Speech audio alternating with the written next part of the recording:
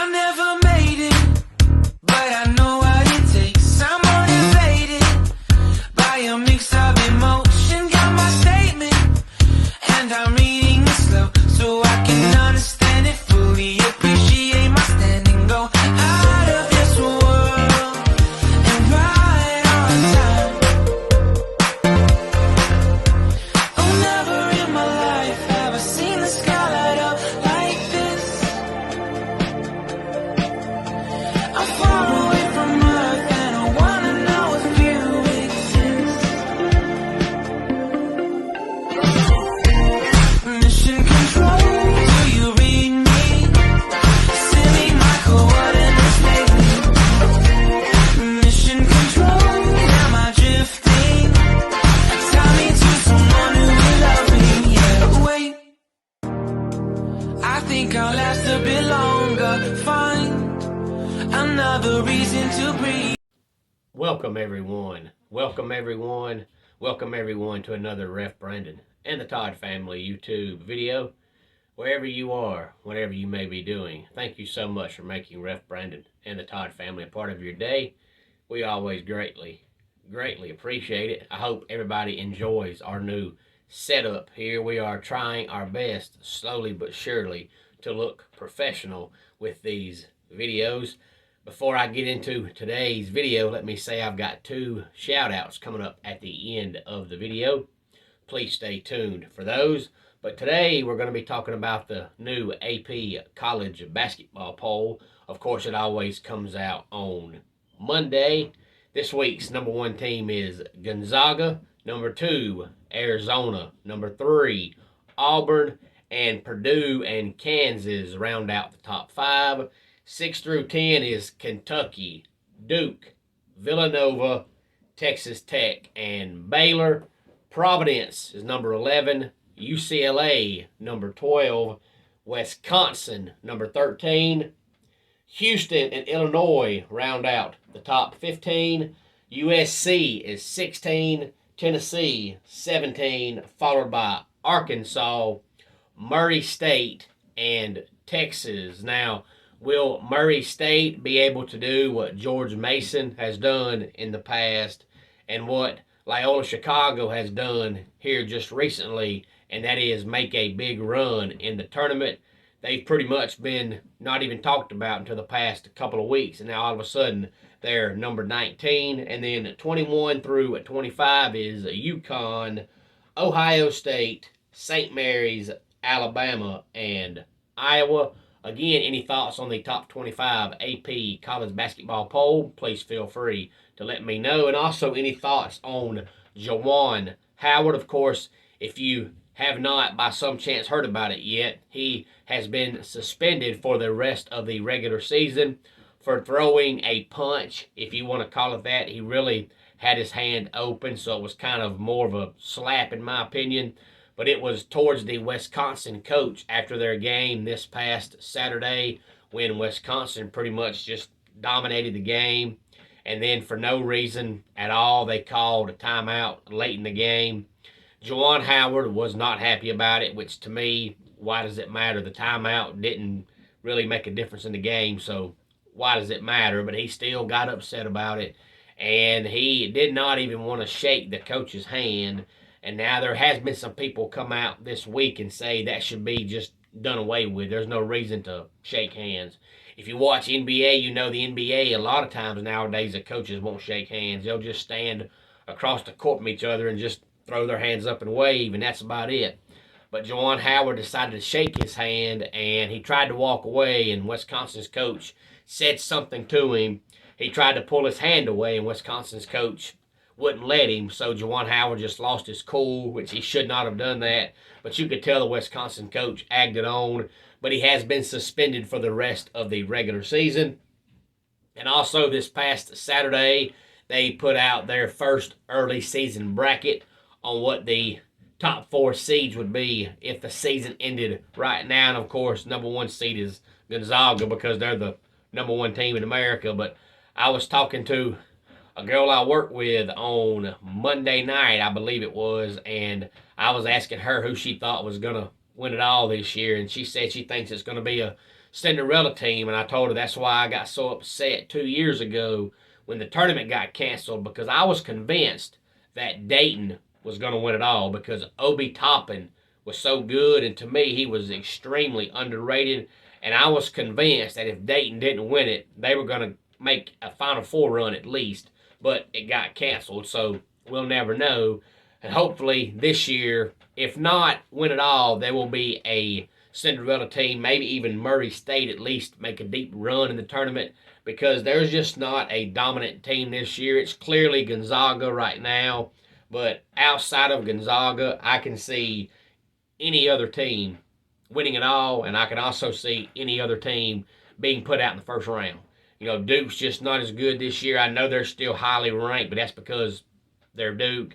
North Carolina ain't even ranked, which is hard to believe because, yeah, they're down this year, but it's still North Carolina. You would think they'd at least be ranked, 23rd, 24th, but, they're not.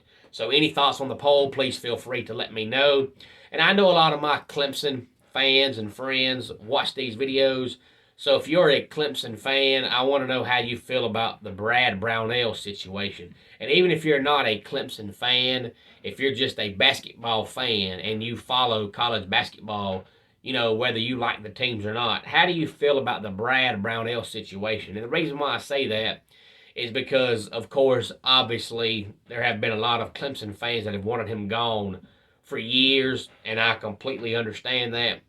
But at the same time, if you really follow the Clemson basketball program, they really only had two really good times in the longevity of Clemson basketball where they've been good for a long stretch.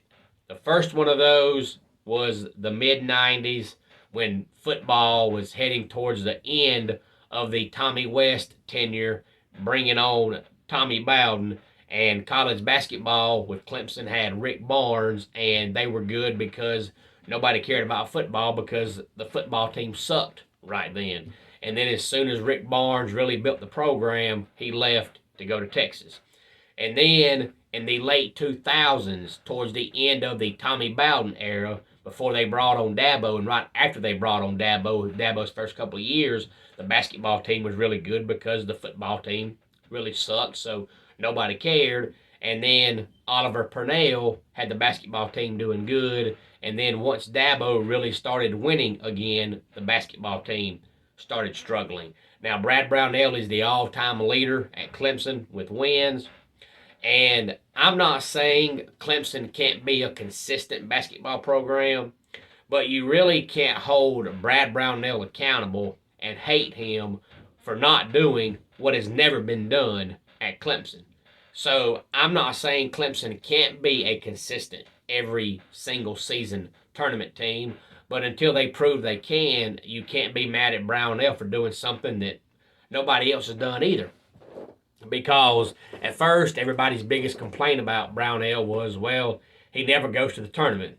And then he got into the tournament, and it was, well, he doesn't go enough. Well, then 2 years ago, the tournament got canceled, so you can't count that year. But 2 of the last 3 years, there's been a basketball tournament. The Clemson basketball team has made the tournament. And then it turned into, well, he doesn't go every single year. Well, no, he doesn't, but neither has any other coach Clemson's ever had. And then it was, well, we don't play enough offense. All we do is play defense. Well, this year, we have completely flipped the script, and we're scoring, and we can't stop anybody, and now all of a sudden the complaint is, well, our defense sucks. So you really have to decide what you want to fix if you want to fix the program. Do you want to be an every year tournament team, or do you want to be a every other year tournament team, or do you want to be 2 times in 3 years tournament team? And what do you want to be? Do you want to be a defensive team, or do you want to be an offensive team? Because when we played defense, everybody complained the offense sucked. Now the offense is scoring, and everybody complains the defense sucks. So you really have to decide what you want to fix before you can fix the program. So me personally, I really don't know what the answer is, and that's why I'm asking for feedback if anybody has any, because I've been watching, and this year's team, even though they won last night over Wake Forest, who's actually a really good basketball team this year, surprisingly they won that game, but this year's team has been a disappointment. I'm not going to lie and say it hasn't, because it has. But at the same time, for Clemson basketball to go to 2 out of 3 basketball tournaments is really, really good. That's just not something we do. So for the Clemson basketball team to achieve that, I don't think that's something you can just overlook. So are we happy with where we are, or do we want to see a change? And if we want to see a change, why do we want to see the change? Is it because we don't go to the tournament every year? Is it because we don't play defense? Is it because we don't play offense? What is the reason? If you want to see a change, you have to decide why you want to see that change. There has to be a reason. You can't just say, I won't change just because. Because if you look at the history of Clemson basketball, every coach they've ever had that's been there for a long time has 1 or 2 years, they go to the tournament, and every year of the year, they don't. Rick Barnes, according to most people, which I think he's overrated, but according to most people, he was the best coach Clemson's ever had. So if you live by that and you believe that, the best coach you ever had, he left and went somewhere else. So do you want to fire Brad Brownell and bring in somebody else that's going to turn the program around and then jump ship just like Rick Barnes did? Or do you want a coach that's going to stay there and consistently win 18 or 19 games every year? At least when Brownell makes the tournament, he wins a couple of games. You know, just a few years ago, they made the Sweet 16. When Purnell was there, he made the tournament 3 straight years and got put out in the first round every year. There's no point in going if you can't win a dadgum game. So I'm just wondering how the Clemson fans feel. If you're a basketball fan, how do you feel about it? You know, if you just love college basketball and you just follow Clemson because it's a basketball team, do you think Brownell is the right guy, or do you think it's time for a change? Because they have a new AD now, so a lot of people say, hey, you know, he's going to put his foot in the door and fire somebody. But I just don't think you're going to fire a coach just because. There has to be a reason why you fire that coach. So if you have any thoughts on that, please feel free to let me know. My shout-outs today, my first one goes out to my man, BC. He lives in Raleigh, North Carolina. He subscribed to the channel on Tuesday. He said he's just a sports fan in general. And my other shout-out goes out to my man, Corey Bortray. Now, Corey Bortray actually lives in South Carolina, and he actually has his own YouTube page, and it's just Corey Bortray, and that is spelled Bortree. He is trying to build his YouTube page, so please, please, please, if you get a chance, get on YouTube and type up Corey Bortray and go check out his channel. He would greatly appreciate it. And BC and Corey, now that you guys have subscribed, if you do so choose to comment on any video at any time, you'll be eligible for our 1,000 subscriber giveaway whenever we get to 1,000 subscribers. Let's go ahead and get our dad joke of the day in here. Did you know that bees are actually allergic to pollen? They break out in hives. And that wraps it up for today's Ref Brandon and the Todd Family YouTube video. Until next time, it's Ref Brandon saying, just like in pro wrestling, life can be over by the count of 3. Tell your friends and family how much you love them. Bye.